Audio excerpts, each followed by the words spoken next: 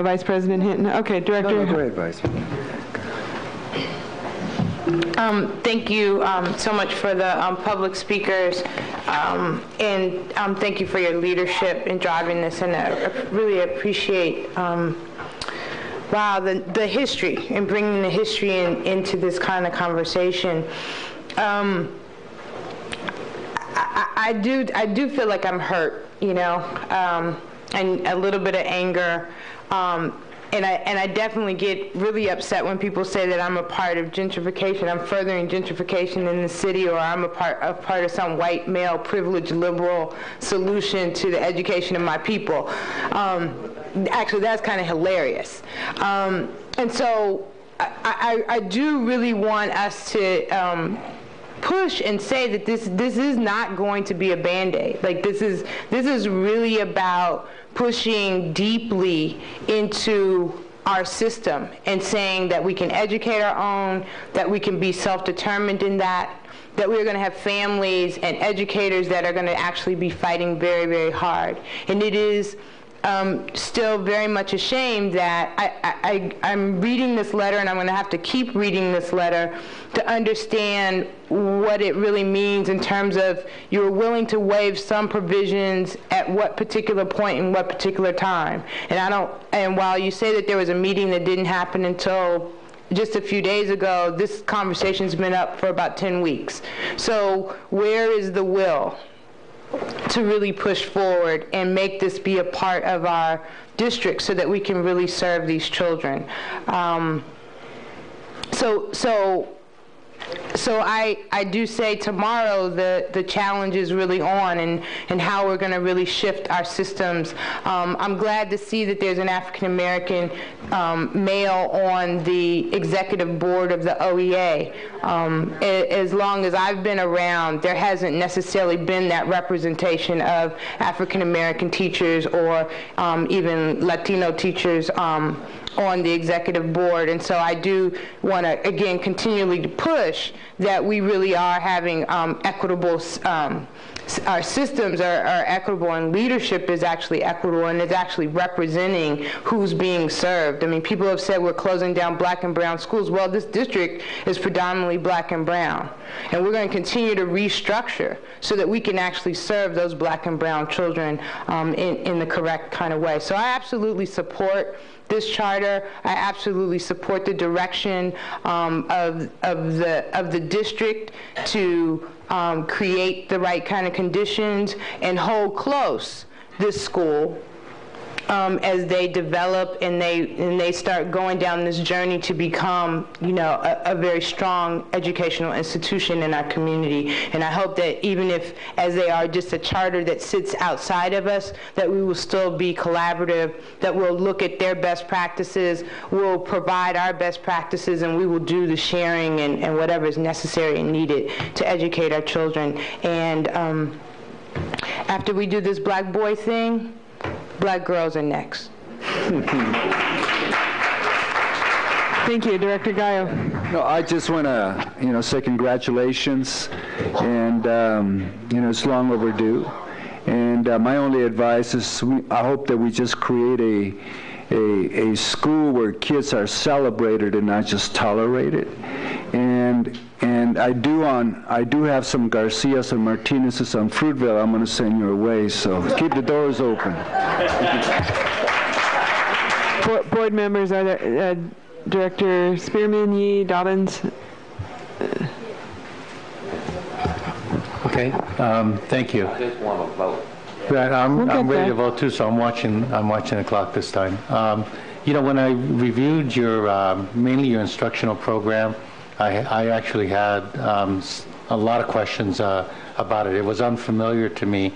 It doesn't fit into the core standards movement that I could see. It's not tied into linked learning and some of the other initiatives that our district, I'm proud to say, is moving forward in its secondary instruction. And so, you know, I had a little bit of uneasiness on it.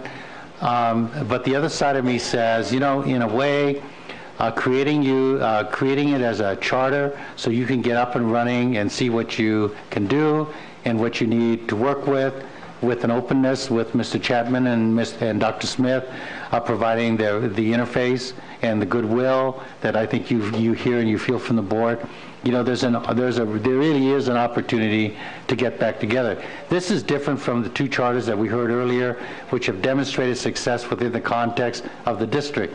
This is a charter designed to address some of the systemic failures that we have operated over the years.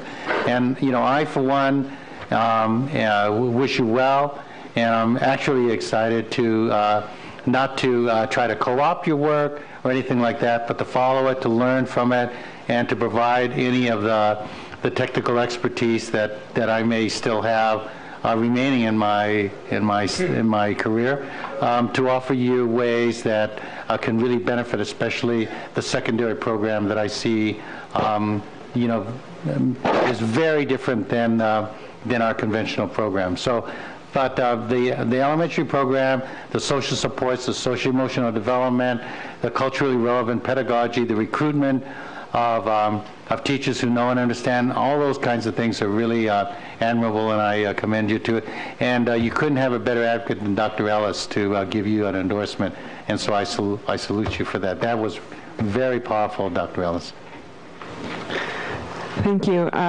I just have one comment, which is that I've heard a lot in this agenda item. I've heard a lot from our teachers union, from the community, from our own staff, and I really hope that this dialogue continues and that this is a very close relationship.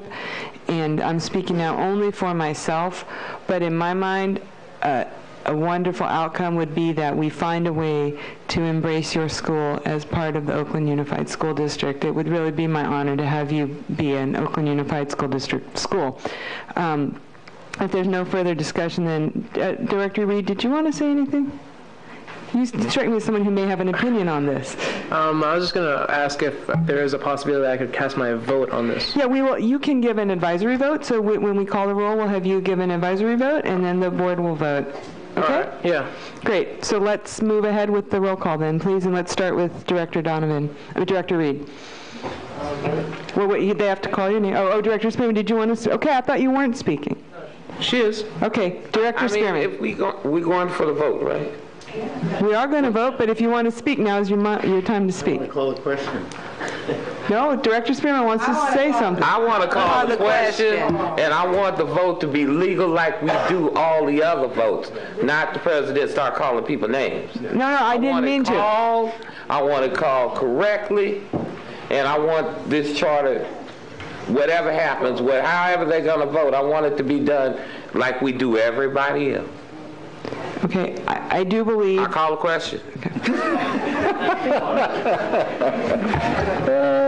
Student Director Reed.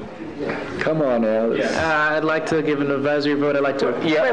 Wait, they have to call you. You have to wait till they call your name. Yes, he can give, it's under the statute, it's called a preferential vote, one way or the other. It's a, nay, or he abstains.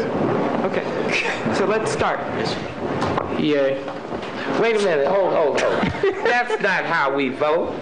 Somebody back here calls the name, and then you I thought I heard my name called. I do believe that Ms. Floyd Did you? Yeah, on my name. Come on, Oh, Lord, Alice. I'm losing it. Can we please start again? Okay, go ahead. Thank you. Student Director Reed. Yeah. Director Yee. Yes. Director Gallo. Yes. Director Dobbins. Yes. Director Spearman. Yes. Vice President Hinton Hodge. Yes. President London. Yes. The motion is adopted. Congratulations. We commend you.